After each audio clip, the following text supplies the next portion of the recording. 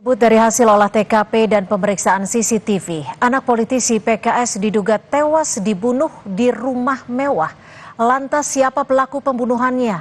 Lebih lengkap untuk mengungkap kasus dugaan pembunuhan anak politisi PKS, kita terhubung dengan pakar psikolog forensik Reza Indragiri Amril. Selamat petang, Bung Reza. Kalau dilihat dari kasus ini, dari hasil otopsi dan olah TKP, polisi menyebut ini kemungkinan besar adalah dugaan pembunuhan. Apa yang Anda lihat dari bukti-bukti yang bisa memperkuat dugaan polisi ini? Kalau kita gunakan kata pembunuhan, maka itu bermakna kita merujuk kepada pasal 338 KUHP. Tapi kalau kita terjemahkan dulu ke dalam bahasa Inggris, homicide. Homicide bermakna meninggalnya seseorang akibat perbuatan orang lain. Meninggalnya seseorang akibat perbuatan orang lain tidak semata-mata akibat pembunuhan, dengan kata lain tidak semata-mata akibat pasal 338. Tapi ada orang yang meninggal akibat perbuatan orang lain, misalnya akibat dalam bentuk penganiayaan, dalam bentuk pengeroyokan, dalam bentuk pembunuhan berencana, dan seterusnya yang mengakibatkan bahwa ternyata kemungkinan penggunaan pasalnya menjadi sangat beragam. Karena itu menurut saya memang kita patut berspekulasi ini pembunuhan, tapi sesungguhnya pada tahap sekarang, menurut saya akan lebih tepat seandainya otoritas penegakan hukum menggunakan istilah korban meninggal akibat perbuatan orang lain. Oke, karena kemungkinannya masih bisa beragam. Lalu ini kan korban disebut sempat menelpon orang tuanya. Apakah di sini bisa ditelusuri siapa dugaan dari pelakunya? Memahami dari pemberitaan bahwa korban berusia 9 tahun dan mengalami luka yang sedemikian parah dan banyak, boleh jadi orang yang menghabisi korban tidak sungguh-sungguh menjadikan korban sebagai target aksinya. Boleh jadi pelaku mengincar pihak lain yang punya keterkaitan dengan korban, misalnya orang tua korban. Namun, karena tidak mungkin melakukan serangan secara frontal terhadap orang tua korban, maka korban dijadikan sebagai objek pengganti atau substitusi.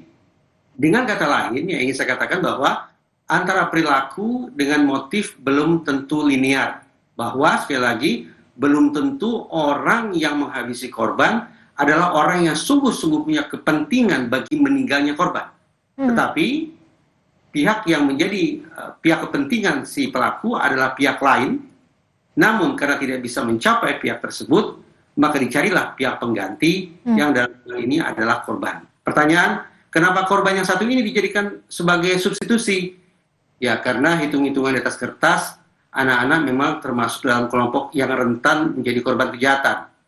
Lemah secara fisik, lemah secara psikis, dan juga mungkin lemah secara sosial. Ya, Bung Reza, jika Anda menyebutkan bisa jadi ini korban adalah substitusi pengganti, apakah ada kemungkinan besarnya bahwa pelaku merupakan orang dekat atau orang yang kenal dengan keluarga korban?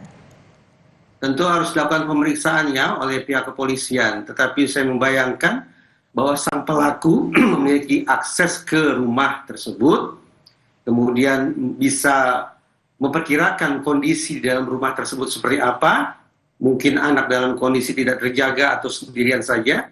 Nah, penalaran-penalaran semacam itu dan perbuatan sedemikian rupa, hitung-hitungan memang kemungkinan dilakukan oleh orang yang sudah mengenal kondisi atau situasi rumah dan keluarga pemilik rumah tersebut.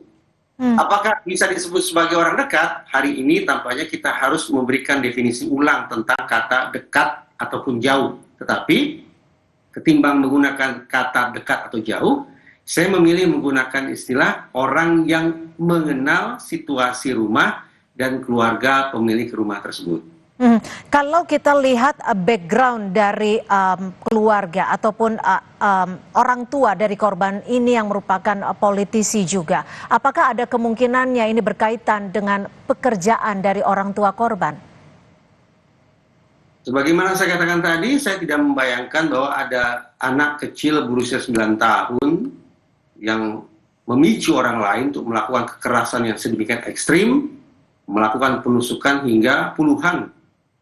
Saya tidak membayangkan anak sungguh-sungguh punya persoalan dengan pihak lain sehingga dia harus dihabisi dengan tindak kekerasan yang sedemikian ekstrim. Karena itu saya berspekulasi bahwa adakah kemungkinan bahwa sang pelaku tidak sungguh-sungguh punya kepentingan dengan korban, tetapi dengan pihak lain yang memiliki keterkaitan atau hubungan dengan korban. Siapa itu? Yang paling dekat adalah keluarga korban.